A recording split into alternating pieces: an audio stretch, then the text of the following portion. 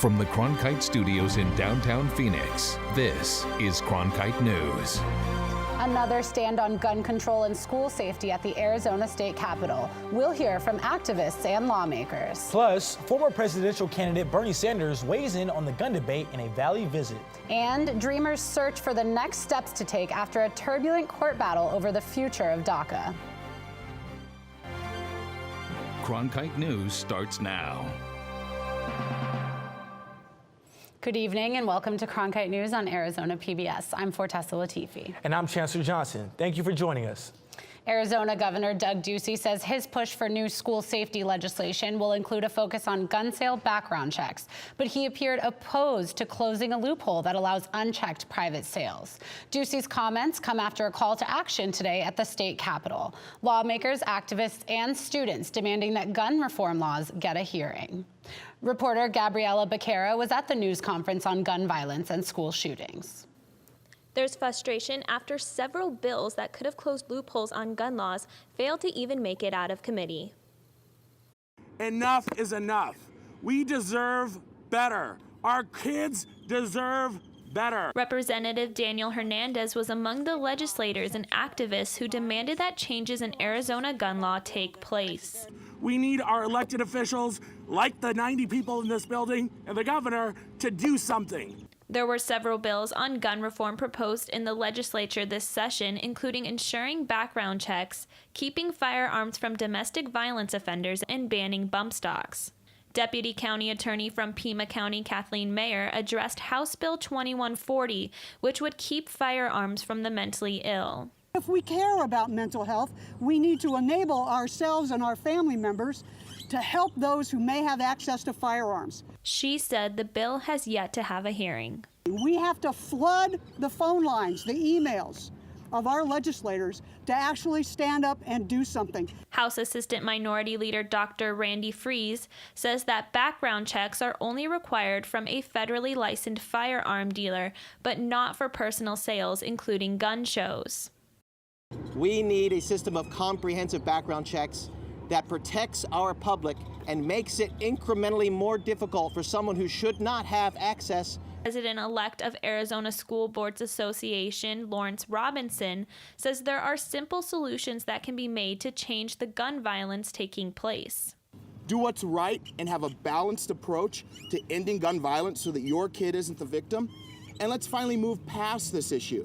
Junior at Mountain View High School, Jordan Harb, says he speaks on behalf of the 1 million students enrolled in Arizona schools. We'll march because there are 2,200 shootings in Arizona every single year, yet we lack basic universal background checks or concealed carry permits. March 14th has been declared National Walkout Day, and Harb says Brophy, Apollo, and Willow Canyon are just a few of the high schools that will be participating. Students on spring break will be headed to the Capitol to meet with legislators. At the digital desk, I'm Gabriela Becerra, Cronkite News. Today's action at the Capitol comes after the Trump administration unveiled several gun and school safety proposals late last night. Reporter Shelby Lindsay is live in our newly dedicated Cronkite News Washington Bureau with the details. The proposals include plans to strengthen school security, improve background checks for gun owners, and include overhaul parts of the mental health system. Trump tweeted today that the gun-free school zones are like an open invitation for violence. Part of this round of proposals would help states pay for firearms training for teachers and school staff. There is no formal plan about increasing the age limit for buying certain firearms. The proposals instead call for a commission charged by Education Secretary Betsy DeVos that will recommend policy and funding proposals for school violence prevention. The president still has in this plan the age limit increase, and that is part of one of the things that will be, one of those things will be reviewed on what the best path forward is on that front, whether it can be done at a federal level or whether it needs to be done on a state-by-state basis. An official said findings from that commission are expected to be reported within 1 year. Reporting from our new bureau in Washington, Shelby Lindsay, Cronkite News. Vermont Senator and former presidential candidate Bernie Sanders also addressed gun control. He spoke to a crowd of over 1,000 here in Arizona. Reporter Imani Stevens recaps the rally. Senator Bernie Sanders made his return to Phoenix at the Orpheum Theater to rally Arizonans. People in Arizona, people in Vermont can't make it on $9 or $10 an hour. That's why we're going to raise that minimum wage to $15 an hour. And that's not the only piece of legislation he is pushing. With the recent mass shooting, Senator Sanders says it's time to end the sale and distribution of assault weapons. That assault weapons are the military weapons designed for one purpose alone, and that is to kill human beings. In Las Vegas, a few months ago, when 58 people were killed and 500 wounded in a very short period of time by one person. Reducing gun violence means banning assault weapons. Protesters outside the rally had a different approach to gun control. Ben Burkham says it's not about the guns. They've never shot anybody. A gun is not an assault weapon unless you use it to assault with. So we're saying no gun control, put God back in our country. Sanders wrapped up his speech with a call for unity. Regardless of whether we're black or white or Latino, whether we're gay or straight, male or female, let us come together and demand a government that represents all of us, not just the billionaire class. In Phoenix, Imani Stevens, Cronkite News. Congressman Ruben Gallego said that Sanders' appearance recognizes that Arizona is a swing state in 2020 and that Arizona voters can make a difference when it comes to the makeup of Congress in the upcoming midterm elections. Why don't more Native American Arizonans show up at the polls? Reporter Michaela Moorhead shows us how the Maricopa County Elections Department is reaching out to this group to encourage them to vote. Still, the numbers are lacking in getting the vote out for Native people. With the 2018 elections right around the corner, the Maricopa County elections want more people casting a ballot. But Native Americans still face challenges when voting. Many people met at the Native American Community Service Center to discuss solutions. Shannon Rivers, a member of Gila River Indian Community, says Native Americans struggle to understand the issue of voting. 12,000 people that live in our community, maybe about 60% of them have the opportunity to vote. And out of those, only about probably 1,500 to 12, maybe 2,000 at the most vote. Also discuss lack of trust in the government, language barriers, and access issues are just some of the challenges Native Americans deal with. Adrian Fontes, Maricopa County Recorder, says he understands the barriers Native Americans face when voting, but still encourages them to go out and vote. It's one of the fundamental rights of being an American, being an American citizen, and we cherish it, and we'd like to preserve it. And the more people that do it, the better chances we have of those rights being preserved.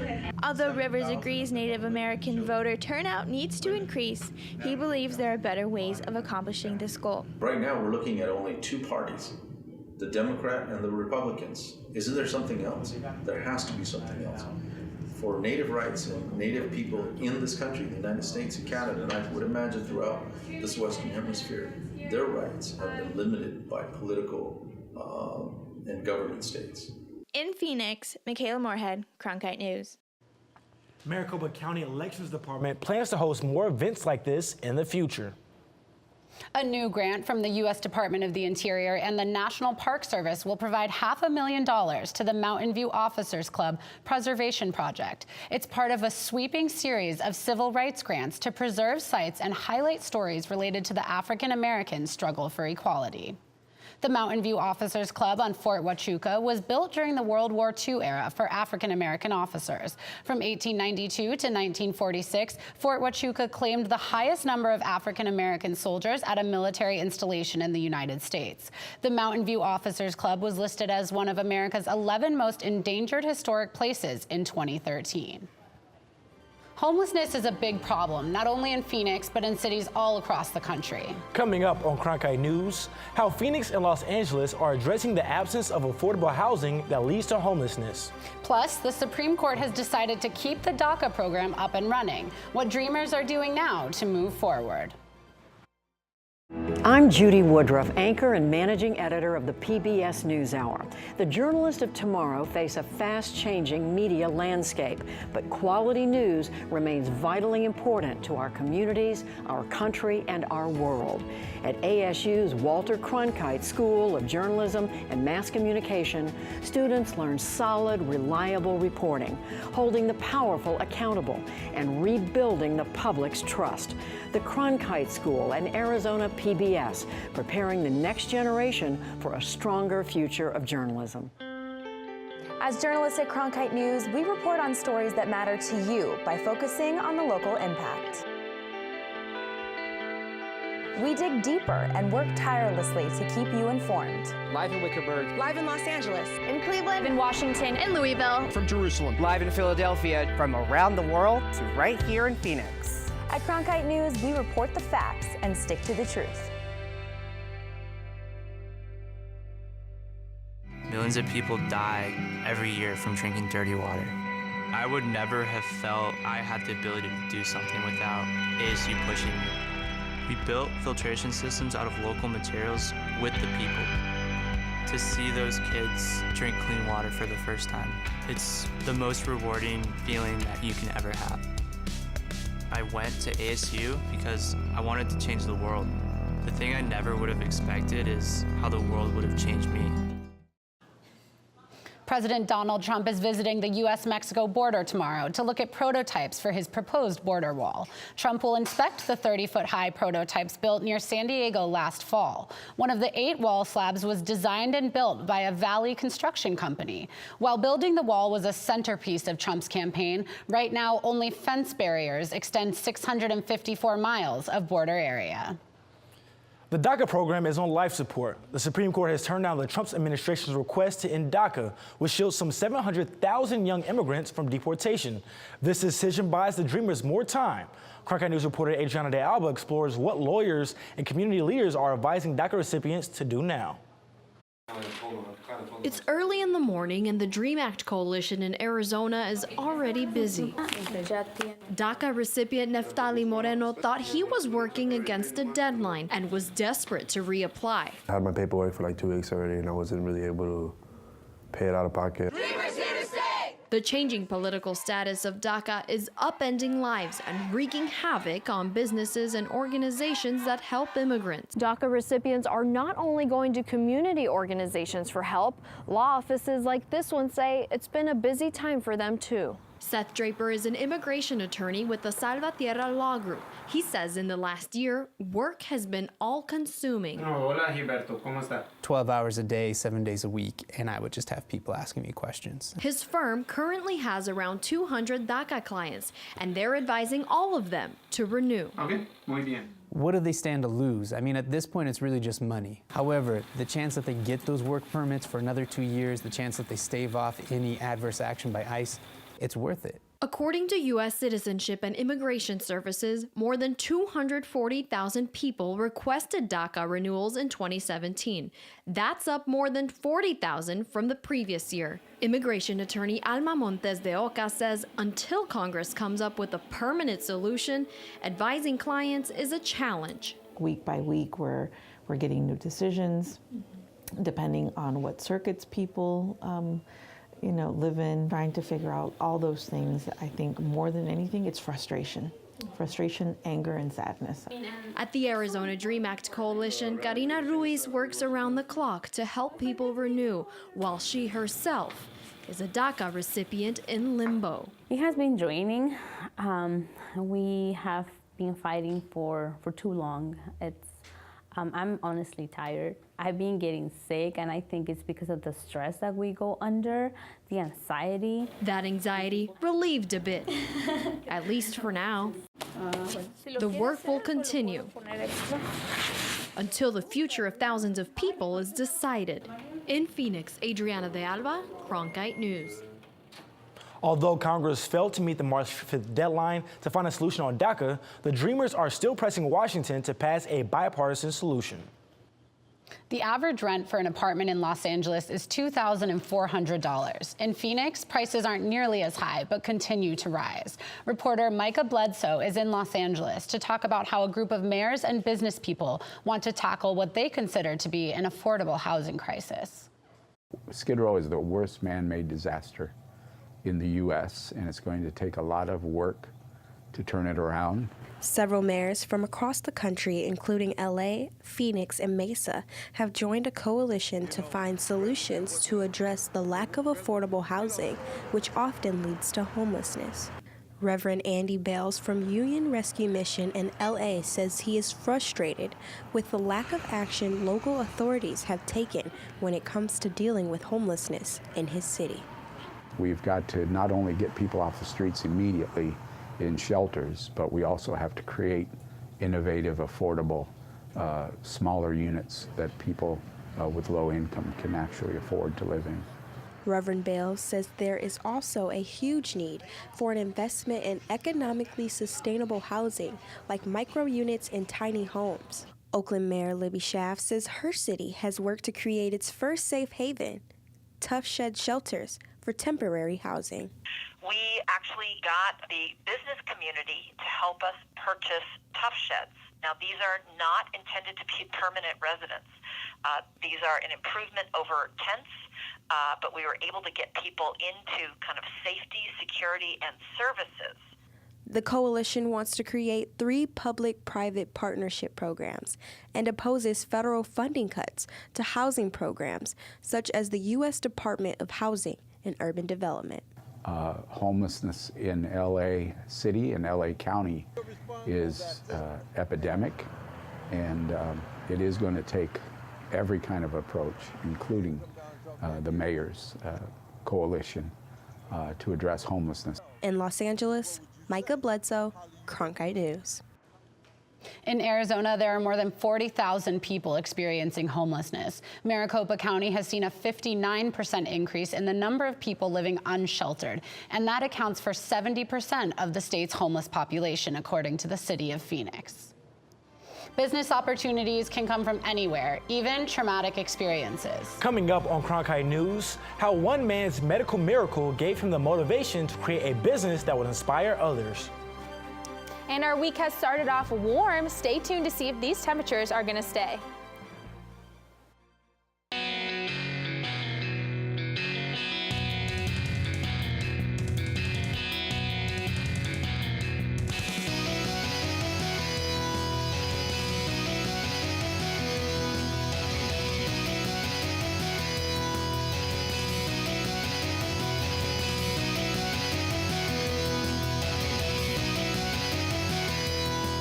Cronkite News, weeknights at 5 on Arizona PBS.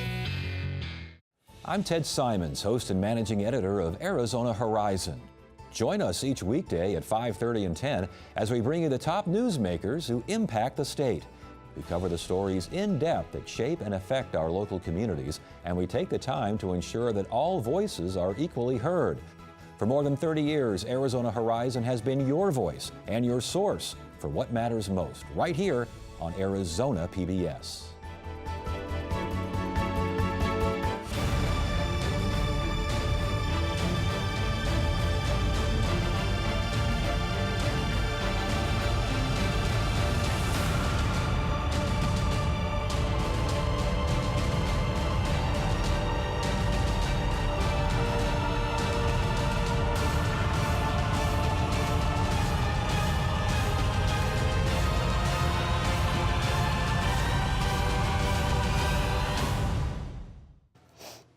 According to Men's Health magazine, the multi-billion-dollar fitness industry is currently experiencing an explosion of growth. Reporter Tim Johns recently sat down with Mesa fitness guru Brenton Simmons to see why his desire to get into the industry professionally has been driven by reasons much deeper than money.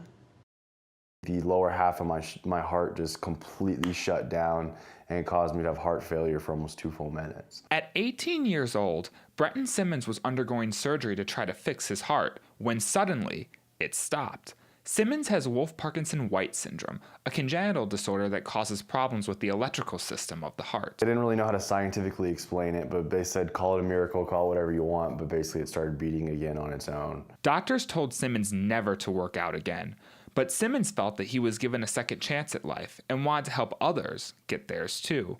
So he decided to turn his passion for healthy living into a career and founded Lifted Lifestyle, his own fitness supplement and lifestyle brand. Even though I couldn't ever make sense of why all that was going on in my life, I knew I probably wouldn't have the answer as to why, but I knew that the best thing I could do would be to take the bad that was in my life and try to help other people for good. Lifted Lifestyle has turned into a success, but with the fitness supplement industry projected to grow to $11.4 billion by 2025, according to Business Insider, Simmons certainly isn't alone. However, it's his character that his supporters say will help him take the company to the next level. I see a man of principles and values, and this is a business that oftentimes is rife with, I'd say, everything from sort of outright fraud to, I would say, quasi-unethical practices. And so I know with Brenton, he has a commitment to quality, to truthfulness, to honesty. And despite his success, Simmons says that he works hard to make sure that some things in the company will always stay the same. We have to make sure that we never lose sight of why we started this company in the first place. A source for inspiration. In Mesa, Tim Johns, Cronkite News.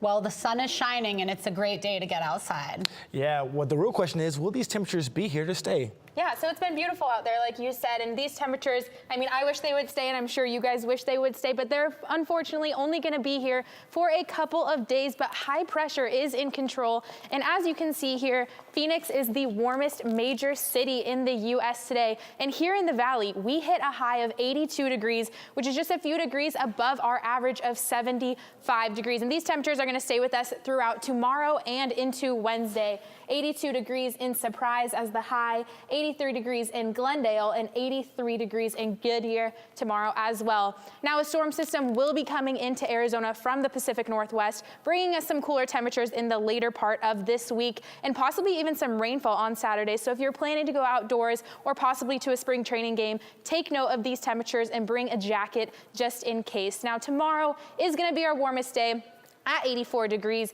71 degrees on Thursday, and we are going to drop into the 60s as we head into our weekend with possible showers on Saturday. For Cronkite Weather, I'm Holly Bach. Prepare your bracket. March Madness is upon us once again. Coming up on Cronkite News, will you pick who wins the championship? We take a look at the odds of filling out a perfect bracket. Fridays, it's at Cronkite News, your social sharing connection where you choose the news. Facebook likes and shares, tweets, retweets, and favorites. YouTube views and subscriptions. We're watching you watch us. From our digital home at cronkitenews.azpbs.org to your television, web browser, or mobile device. Find us on Facebook, Twitter, and YouTube. Then join us for at Cronkite News, our weekly refresh, each Friday at 5 on Arizona PBS. By the year 2050, there will be more plastic in the ocean than fish. Before Professor Halden, I had an insane amount of passion, but I almost felt helpless because I didn't know how to use it. Professor Halden gave me a chance to make a difference. Being at a place like ASU allows you to take these big leaps. Ultimately, the biggest problems in the world cannot be solved alone.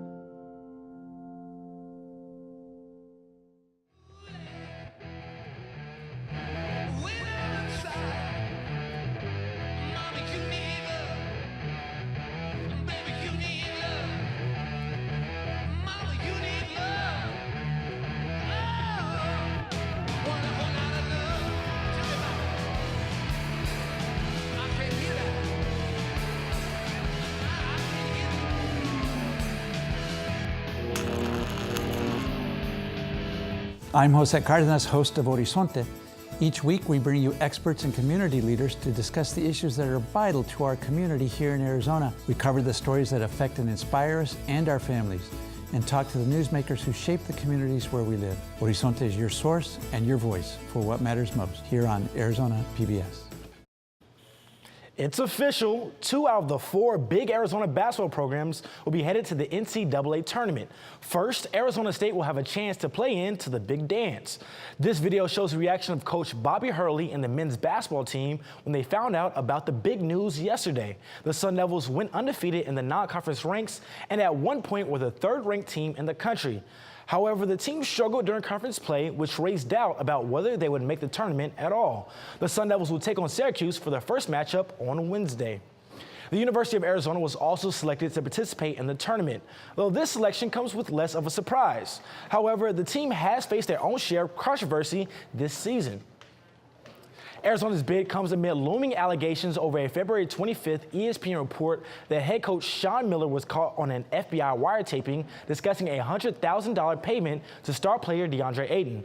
In a press conference today, Miller wouldn't comment on the ESPN report, which he previously denied. Miller also said he isn't doing anything special to prepare his team for the increased scrutiny as the Wildcats enter postseason play. He's just remaining focused on one thing. We just have to focus on what we can control, and that is our preparation for the next game. Arizona is a number 4 seed in this year's tournament and will play Buffalo on Thursday in Boise, Idaho. By the way, as you prepare to fill out your bracket, keep in mind you have a 1 in 9.2 quintillion chance of completing a perfect bracket, according to Forbes. Finally tonight, we want to send our congratulations to our Cronkite News and ASU family in the nation's capital. Today marked the grand opening for the new Ambassador Barbara Barrett and Justice Sandra Day O'Connor Washington Center. The 32,000 square foot 8-story center is in a historic building just 2 blocks from the White House. It's home to our Cronkite News Washington Bureau, but also the McCain Institute for International Leadership, the Academy for Innovative Higher Education Leadership, and the Center on the Future of War. The building and ASU's overall work in Washington will be celebrated with a series of events this week, which you can watch on the ASU Facebook Live page. That's it for Cronkite News tonight. Thanks for joining us. For top Arizona stories anytime, go to cronkitenews.azpbs.org.